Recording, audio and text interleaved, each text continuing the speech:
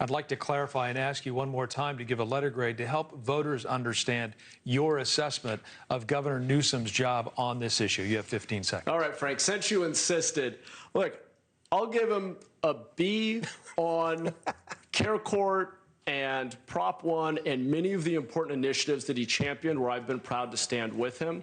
I'm going to give us all, though, a D on implementation. San Jose has led the way.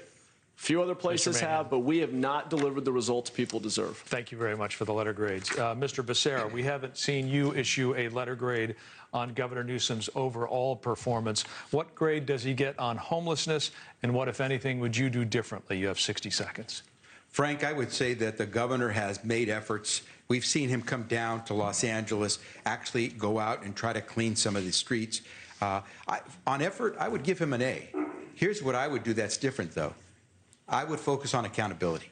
I would make sure if we're sending billions of dollars down to the local communities, to our cities and our counties, that we would demand accountability for the dollar that we're going to give them.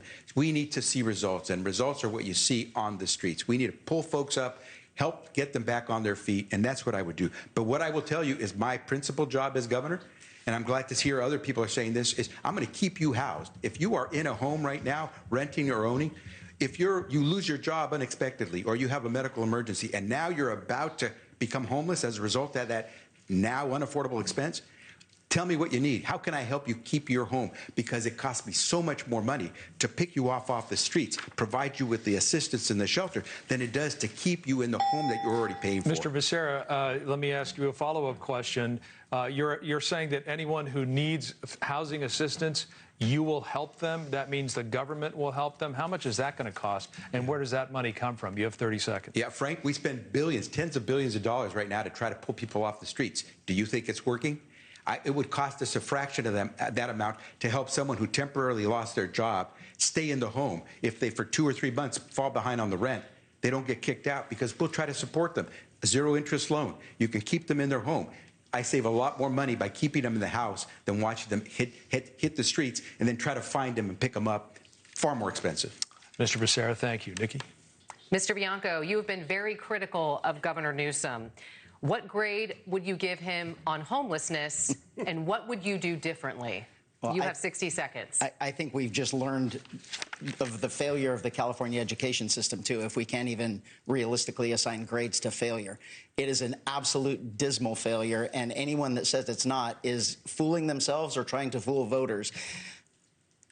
We are not dealing with homeless, so stop calling it homeless. It has nothing to do with homes. This is drug and alcohol-induced psychosis, mental illness causing the other. It doesn't matter. But these people are suffering from drug and alcohol abuse and mental illness.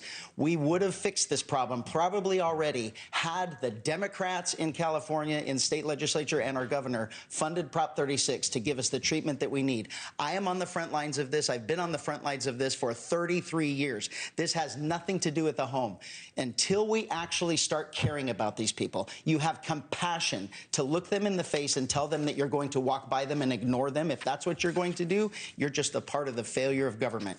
We are going to deal with this for what it is. It is not homes. Mr. Bianco, I just want to clarify here the second part of the question. If you're elected governor, what would you do differently? You have 15 seconds. Every single bit of the money going to nonprofits and NGOs for homeless ends the day I take over. And a small portion of that will go to the funding of the drug and alcohol treatment centers that they need, the mental health treatment centers that they need, and then more importantly, the combination of drug and alcohol. Mr. Bianco, thank you. Mr. Hilton, you've given the governor an F on his overall performance. When it comes to homelessness, has he done anything right? You have 60 seconds.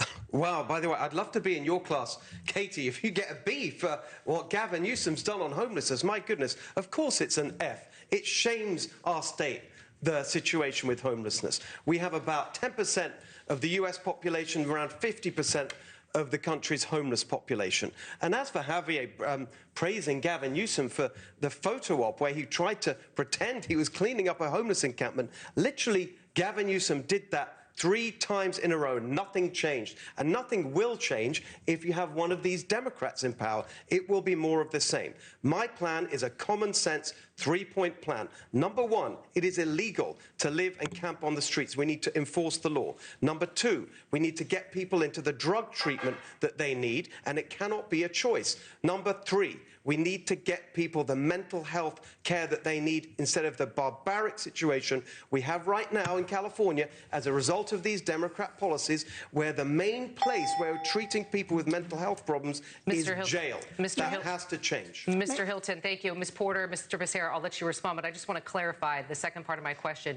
Do you think the governor has done anything right on homelessness? No, everything has taken us in the wrong direction. That's why we spend, what is it, the state auditor found, $24 billion of our money spent on homelessness. They have no idea where it went because it's going into these non-profits and crony developers that are, instead of solving the problem, they are profiting off these Democrat policies. Okay, Mr. Hilton, thank you. Your time is up. Thank you. Ms. Porter, I'll allow you to respond. You have 15 seconds. If you were in my class, Mr. Hilton, you would learn in my bankruptcy and consumer protection class that the majority of homeless people in California are actually working. They're not just people on the streets. It's not just people with mental illness or people with drug or substance use problems. It's also families who are fleeing intimate partner and domestic violence. It's people who are double and tripled up. It's people who are living in their cars on our college campuses. Homelessness comes in a lot of different forms, and if we don't see the whole problem, if we demonize them from one perspective, we'll never be able to solve this problem. Ms. Porter, thank you. Mr. Visera, allowed you to respond to Mr. Hilton there. You have 15 seconds. Well, it's interesting to watch someone who has served as a talking head on a Fox News program telling us how government should run when he never has run any government in his life. And it's fascinating to see that he can do all these things when he's talking about not collecting any revenue to be able to do any of this work. It doesn't add up. The math doesn't work. But then that's what happens. You can be a talking head and not worry about the consequences of what you do. Mr. Visera, thank you. Mr. Styer, the last time you were asked to grade Governor Newsom, let me ask this question. Okay. We know you have a lot to say tonight, and we have a lot to get to. So let me ask you this question here. Mr. Styer, the last time you were asked to grade Governor Newsom, you passed, saying that you hadn't followed his record closely enough. Are you ready to give him a grade on homelessness? And what, if anything, would you do differently? You have 60 seconds. So I'd give the governor a B- on this. And I want to start with a simple statement, which is no one gets well on the street. What I would do is make sure to keep as many people off the street, and if they're on the street, to get them off as fast as possible. Because only 1 in 7 people who becomes homeless starts with a serious mental health problem, either bipolarism or some sort of substance abuse. But being on the street itself is such a stressful, vulnerable, dangerous place that it creates mental health problems for many people. That's why I'm in favor of emergency interim housing. Getting people into one room with a key, shared laundry and food. You don't have to be clean, and you can bring your animal. We need to get people off the street. And let's remember this. We want our cities to be walkable and safe. We want kids to be safe walking down the street.